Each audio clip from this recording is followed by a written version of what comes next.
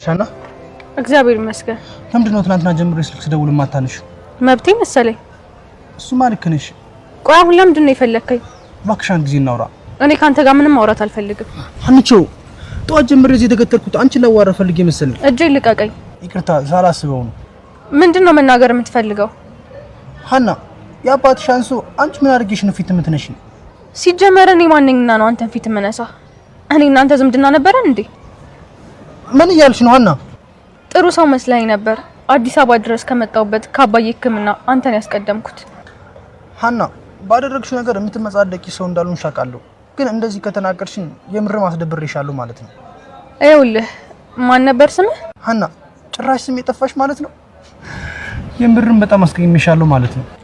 የምር አምኜህ ነበር። በአባዬ ጉዳይ ማንንም አምኜ አላውቅም ነበር። አንተን እንደ ወንድም ያስቤ አባዬን እንደ አባትህ እንድታየው አድርጌ ነበር። አንተ ግን አሳፈርከኝ። አውቃለሁ ሁሉም ሰው ሲፈርድብኝ እንጂ ሲኮራብኝ አይቼ ስለማላቅ ብትፈርድብኝም አልቀየምሽም። ባካ አንጀት ለመብላት አትሞክር። እኛ የቀረብን ልክ እንደ ቤተሰብ አይተንህ ነበር። አንተ ግን የገቢ ምንጭ አደረከን። አባዬ ልክ እንደ አባት ስታይ ነበረው ለካ ኤልያስ ገንዘብ ስለሚልክልህ ነበር። አው ጭራሻው ትለኛለህ? አው ሲጀመርም እኔ በሰውነት የቀርቦኝ የሚያቅሰው ማን አለ? ይልካና አንቺ በጣም ጥሩ ሰው ነሽ። ምንም ብትይኝ አልቀየምሽም። ጥሩ ሰው እያልክ ለመደለል አትሞክር። አሁን ምን እንደገባኝ ታውቃለህ? ምንም አድርግ ምንም የእንጀራ አባት ያሳሰረ ልክ ነበር። ያደረኩትን ነገር ስለማቀው እንደፈለግሽ በይኝ፣ አልቀየምሽም። እኔ ማንንም እንዲያምኝ አላውቅም ነበር። አንተን ግን አምኜህ ነበር። ለዛ ነው አባዬን አሳልፌ የሰጠው። በአንተ ምክንያት ፈገግል ነበር አሴር። አሁን ግን በጣም አዝኜብሃለሁ። እሺ በቃ አንቺ ተረጋጊና ወደ ስራ ሂጂ። ጥፋቴ ላይ ይቅርታ ስለማያበቃ ስለማቅ ምንም አልልሽም። ታሪ ስለነገረሽ ነው እንደዚህ ተረጋግቼ ማዋራሽ። ከቻልክ ድጋሚ አጠገቤ ባደርስ ደስ ይለኛል። እሺ አትጨነቂ፣ አጠገብሽ አልደርስም ብቻ ሳይሆን ደህና ሁኚ።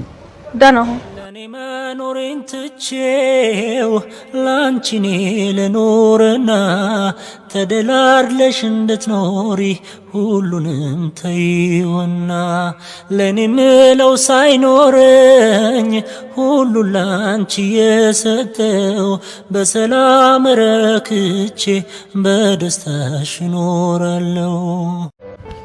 ቆይ አንተ ሰውዬ በስሜት ነው የምትነዳው? ታረቀኝ። በሃና ጉዳይ ከሆነ ምንም ነገር ማሰብ አልችልም። ቆይ እስቲ ተረጋጋና በስነ ስርዓቱ እንኳን ቻው በለኝ እስቲ። ታሬ የመጣሁት በስተት ነው። ያኔ ወደ ደሴ ስመለስ ቻልኩ አለ አይደል?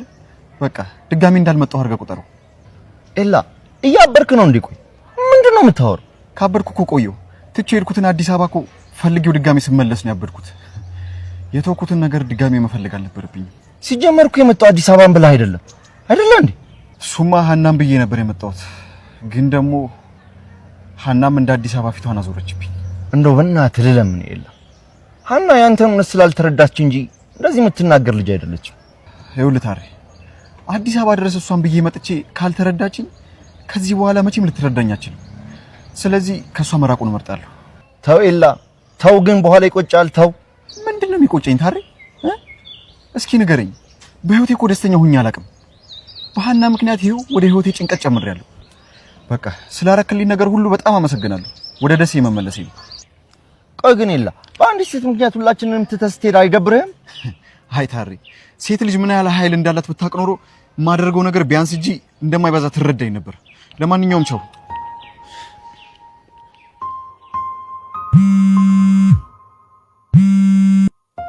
ሄሎ አና። ሄሎ ታረቀኝ። እኔ እንጃ። ምን ነው ታረቀኝ? የተፈጠረ ችግር አለ እንዴ? ይሄ ኤልያስ የሚባል ልጅ አብዱል ያሳብደኝ ነዋ። ኤልያስ ምን ሆነ? ይሄው በድንገት ወደ ደሴ ካልሄድኩ ብሎ ተነስቶ እየሄደልሽ ነው። ምን? እኔ እኮ ማታ ስልኩ አልሰራ ሲለኝ ባትሪ ዘግቶ ነበር የመሰለኝ። ምን አባቴ እንደማደርገው አላውቅም። እሺ አሁን ስልኩን ስጠው። እሺ ኤላ፣ አንተ ኤላ፣ ይሄ አይሰማም እንዴ? ቁም፣ ሃና ትፈልጋለች። ኤልያስ ምንድነው የምትለው? ቁም፣ ሃና ትፈልጋለች፣ አውራት። ሄሎ ሃና።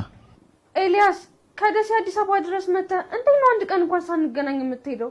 ከደሴ ድረስ አዲስ አበባ የመጣሁት እኮ አንቺን ብዬ ነበር። አንቺ ፊት ከነሳሽኝ ደግሞ መቆየት ምን ይሰራልኛል? ኤልያስ ማታ ስልክን ደጋግሜ ስሞክር አይሰራም። ይኸው ከስራ ስወጣ እደውልልሃለሁ። የትም እንዳትሄድ እሺ? ሃና ዘጋችሁ። ምን አለች? አትሂድ ከስራ ስወጣ አገኘሃለሁ ነው የምትለኝ? አይ በቃ ዝም ብላ ነው ሂድ። ሰላም እንዴ አንተ ያማሃል እንዴ? ሀና አትሂድ ብላኝ ወዴት ነው የምሄደው? ስቀልድ ነው እባክህ። እና በቃ ወደ ቤት እንሂድ፣ ሻንጣውን ደግሞ አምጣው። አንተ ቀልደኛ ነህ እባክህ።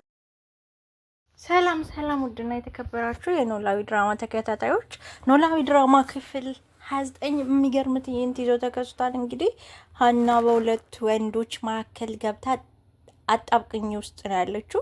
በዚህኛው በኩል አሲር ጆሮ፣ በዛኛው በኩል ደግሞ ኤልያስ ግራ ገብተዋታል።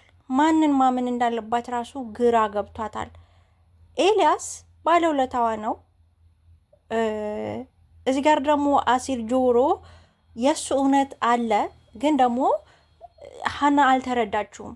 ምክንያቱም ታረቀኝ አሲር እኮ ኤልያስ ነበር ገንዘብ እየላከለት የነበረው ከአባትሽ ጋር እንዲቆይ ብሎ የነገረው ነገር በጣም አሲር ገንዘብ ወዳድ እንደሆነ እንድታምን ነው ያደረጋት እና በጣም አመናጭቃው፣ በጣም ልቡን ሰብራው ሸኝታዋለች። በዛም የተነሳ አሲር ልቡ ተጎድቷል። እውነት ለመናገር በጣም ደብሮታል። እንዴት ሆና መረዳት እንዳደረባት ራሱ እሷ ራሱ ግራ ገብቷታል። በሌላ በኩል ደግሞ ሀና በቃ ብዙ ነገሮች እንግዳ ሆነውባታል። ልታሳክም ከሀገሯ አባቷን ይዛ የወጣችው ነገሮች እንደጠበቀችው ስላልሆነላት በጣም ተበሳጭታለች እና የባህሪ ለውጥ እያመጣች ነው። ሰውን መረዳት ሁላ አቁማለች። ያ ነገር በላይፏ ላይ በጣም ተጽዕኖ እያሳደረባት ነው እና ማንን መረዳት እንዳለባት ራሱ ግራ ገብቷታል። ኤልያስን ይቅርታ ጠይቀዋለች። እንግዲህ ታረቀኝ ሀና ታረቀኝ እኮ በጣም ጥሩ ልጅ ነው። አሲር ጆሮ እኮ የመጣችው ሰሞን አባትሽን እንዲጠብቅ ገንዘብ ይልክለት ነበረ ብሎ ሲናገር እሷ አሲር ገንዘብ ወዳድ እንደሆነና ኤልያስ ደግሞ እሷን ለማገዝ እንደሞከረ ስታቅ ኤልያስን ይቅርታ ጠየቀችው። ኤልያስ ደግሞ ለእሷ ብዬ ነበረ አዲስ አበባ ተመልሼ የመጣሁት እና በቃ እሷ እንደዚህ ከተቀየረችብኝ አዲስ አበባ ምን ሰራለሁ ብሎ ጓዙን ጠቅልሎ እየሄደ ነበረ። እንግዲህ ተመልሷል። ምክንያቱም ለታረቀኝ ደውላ ታረቀኝ ሊሄድ እንደሆነ ሲነግራት እኔ እኮ ስልክ ማታ ደውዬለት ስልኩ አልጠራ ሲል ባትሪ ዘግቶበት ነበር የመሰለኝ እና እባክህን ስልክህን ስጠው ብላ ስትለው ታረቀኝ ለኤልያስ ስልኩን ሰጥቶ ሀና ላገኝ ይፈልጋለው ብላ ስትለው እሻላት። ከዛ ታረቀኝ ሄድ እንግዲህ ሂዳ ታዲያ ሲለው እንዴት ይሄዳለው ሀና እኮ ላገኝ አለችኝ እንዴት ይሄዳለው ብሎ እንግዲህ ፍቅር እዚህ ጋር ተወደደ። እቺ ልጅ አሁን ለማን ነው መሆን ያለባት? እውነት ለመናገር እኔ አሲር ጆሮ በጣም አሳዝኖኛል። ምክንያቱም አሲር እርግጥ ነው በፊት የነበረበት ላይፉ ጥሩ አይደለም፣ ሌባ ነበረ። እሱንም ደግሞ ራሱን ለማስተዳደር ነበረ እንደዛ አይነት ስራ ሲሰራ የነበረው። ግን እና ሀናን ከቀረበ በኋላ የእውነቱን ነው የወደዳቸው። አባትየውን አግኝቶ ናፍቋቸው ሊያይ መንገድ ላይ አግኝቶ ሲያናግራቸው ይቅርታ ልጠይቀኝ ነው የመጣኸው አሉት፣ የሀና አባት ማለት ነው። ነገር ግን እሱ አይ እኔ ይቅርታ ልጠይቅ አልመጣሁኝም፣ ምክንያቱም አንተ ለይቅርታ ልብህ ክፍት ካልሆነ የእኔ ይቅርታ መጠየቅ ምን ዋጋ አለው ብሎ የሀናን አባት እንዲገባቸው ተናግሮ የሀና አባት በቃ ጭንቅላታቸውን እስኪያማቸው ድረስ ስለሱ እያሰቡ ነበረ እና ሀናንም ይሄ አሲር የሚባለው ልጅ ስለሱ ማሰብ እኮ አላቆምኩም ብሎ ቢላትም ሀና ደግሞ የሰማችውን ነገር ምንም እንዳልሰማ ሆና አደባብሳ አለፈች።